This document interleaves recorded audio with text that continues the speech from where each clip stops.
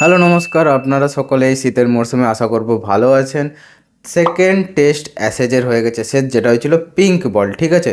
Gabba ব্রিসবেনে ভাই Australia জিতে গেছে। কিন্তু এই ভিডিওতে আমরা সেই টেস্ট সিরিজ নিয়ে একটু ডিটেলসে আলোচনা করব। আমরা একটু দেখব যে কি ঘটেছিল, কি হতে পারতো, আর ইংল্যান্ডের কি কোনো চান্স ছিল।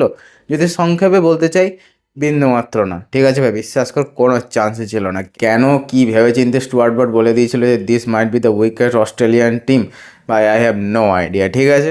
তো বন্ধুগণ, প্রথমেই বলে রাখি যে এইখানে ইংল্যান্ড প্রথমে ব্যাট করে, ঠিক আছে, এবং ইংল্যান্ড প্রথমে ব্যাট করে 334 রান করে, যেখানে ভাই ক্লাসিক্যাল জো রুটের একটা সুন্দর সেঞ্চুরি আমরা দেখতে পাই। 138 রান করে 206 বলে, ঠিক আছে। এছাড়া জ্যাক ক্রলি, এই প্লেয়ারটার প্রতি আমার কোনো আশা ছিল না, অন্তত এটা আমি ভাবছিলাম যে অস্ট্রেলিয়া গিয়ে রান করবে, কারণ এ ভাই কোনো ফুট মুভমেন্ট করে না, পিওর হ্যান্ড আই কোঅর্ডিনেশন, এবং পিওর পুরো কি বলবো, কাইন্ড অফ বীরেন্দ্র সেহবাগের কিছুটা ঝলক আমি দেখতে পাই অন্তত। এবার অনেকে আমার সাথে অমত হতে পারো, অনেকে আমার সাথে কি বলবো, অনেকে আমাকে গালাগালও করতে পারিস ভাই, কিন্তু আমার কিছুটা মনে হয় যে জ্যাক ক্রলি কিছুটা চেষ্টা করে বীরেন্দ্র সেহবাগের মতো খেলতে। সেও 76 রান করে, যেই ম্যাচে জ্যাক ক্রলি চলে সেই ম্যাচে ভাই অন্য কারো চলার দরকার হয় না, ঠিক আছে। এবার অস্ট্রেলিয়া টেস্ট ম্যাচ হচ্ছে, আর মিচেল স্টার্ক 5খানা উইকেট নেয় না, এটা কি করে হয়? মিচেল স্টার্ক প্রথম ইনিংসে 6খানা উইকেট নেয়। এছাড়া বাকি তিনজন, নেজার, বোলান্ড এবং ডগেট, তিনজনে এক একটা করে উইকেট নেয়, ঠিক আছে। অস্ট্রেলিয়া যখন প্রথম ইনিংসে ব্যাট করতে নামে, তখন ভাই কেউ সেঞ্চুরি করে না, কিন্তু 511 রানের একটা বড় টোটাল তারা ইংল্যান্ডের সামনে দাঁড় করিয়ে দেয়, যেখানে অ্যালেক্স ক্যারি 63, লাবুসানে 65, স্টিভ স্মিথের 61, তারপরে জ্যাক ওয়েদারওয়ার্ল্ডের 72, এইসব মূল্যবান ইনিংসগুলো থাকে।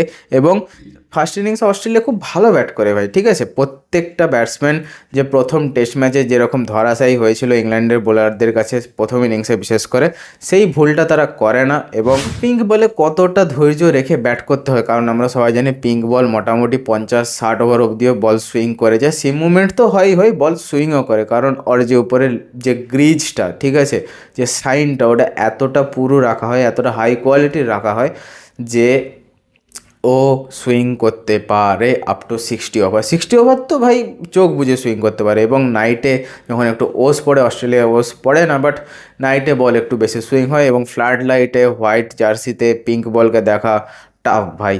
আমি ফেস করেছি একবার, টাফ বহুত, আইসাইড যদি না ঠিকঠাক হয় ভাই, তুই একটা বলও টাচ করতে পারবি না। যদি আমি ইংল্যান্ডের বোলিং লাইন আপ বলতে চাই, ওই ব্রাইডেন কার্স আর আমাদের বেন স্টোকস বাদে কেউ উইকেট পায়নি, সবাই একটা একটা পেয়েছে। আর্চার একটা পেয়েছে, উইল জ্যাক্স একটা পেয়ে গেছে মাঝখান থেকে, বাট যে ইংল্যান্ডের বোলিং লাইন আপের যে খামতিটা, সেটা ভাই থেকে যাচ্ছে, সেটা নিয়ে কাজ হচ্ছে না। কেন হচ্ছে না, আই হ্যাভ নো আইডিয়া। কী যে ব্যাসবল, কী যে চলছে জানি না ভাই। তারপরে ইংল্যান্ড আবার ব্যাট করতে নামে, এখানে 241 রানে ডাব্বা খেয়ে যায়। বেন স্টোকস 50 রান করে, এছাড়া ভাই আমি দেখতে পাচ্ছি না কেউ কিছু রান করেছে বলে।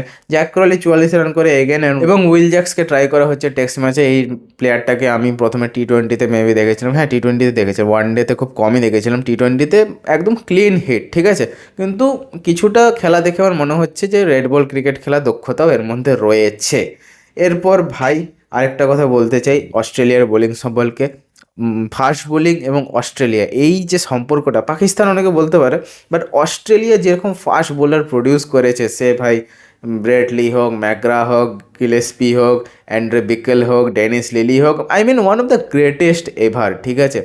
প্রত্যেকটা নাম আইকনিক, এবং কিছু কিছু বোলার তার র পেসের জন্য, এবং কিছু কিছু বোলার তার লাইন লেন্থের জন্য বিখ্যাত, ঠিক আছে। আমরা ব্রেটলির 150-তে ইয়র্কারও দেখেছি, আমরা গ্লেন ম্যাকগ্রার 132-এ বল করছে, স্টাম্প উড়ে চলে যাচ্ছে, সেটাও দেখেছি, ঠিক আছে। তো এই মাইকেল নেথার হচ্ছে সেরকম বোলার, বিরাট কিছু পেস না, 135-138-এ বল করে, কিন্তু যে লাইন লেন্থটা যেটা মেনটেন হয়, আই মিন অসাধারণ ভাই। ইংল্যান্ড সেকেন্ড ইনিংসে ভরাডুবি খেয়েছে, মাত্র 68 রানের টার্গেট দেয় অস্ট্রেলিয়াকে, যেখানে অস্ট্রেলিয়া 2 উইকেট পড়ে যায়, ঠিক আছে। ওয়েদারওয়ার্ল্ড নট আউট থাকে, ট্রাভিস হেড প্রথমে মারতে গিয়ে আউট হয়ে যায়, এবং লাবু ছাকনি সেও আউট হয়ে যায়।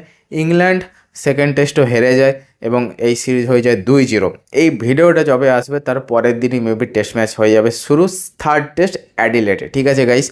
এই টেস্ট ম্যাচটা সকালে আছে, নাইটের কোনো ব্যাপার নেই।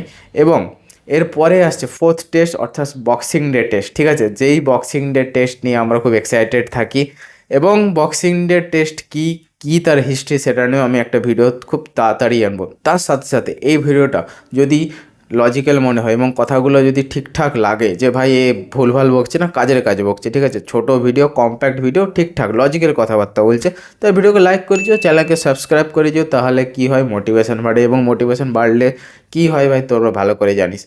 মানছি অনেক দেরি হয়েছে, অনেক বিশৃঙ্খলা সৃষ্টি হয়েছে ভাই, মাঝে মধ্যে ভিডিও আসছে, মাঝে মধ্যে ভিডিও আসছে না, লাইফে কিছু সমস্যা চলছে ভাই। আমি আশা করব এই বছরের মধ্যে, আই মিন 31 ডিসেম্বরের মধ্যে সমস্ত সমস্যা আমি কাটিয়ে ফেলবো, এবং নতুন বছরে আমি কথা দিচ্ছি ভাই, নতুন বছরে যাই হয়ে যাক কোয়ালিটি কন্টেন্ট এবং কাজের কন্টেন্ট আমি দেবো, ঠিক আছে ভাই। ইন্ডিয়ার গ্রেটেস্ট স্পোর্টস ইনফ্লুয়েন্সার আমি হয়ে দেখাবো। তাড়াতাড়ি আসছে এডিট করে, ততক্ষণের জন্য জয় হিন্দ, জয় বাংলা।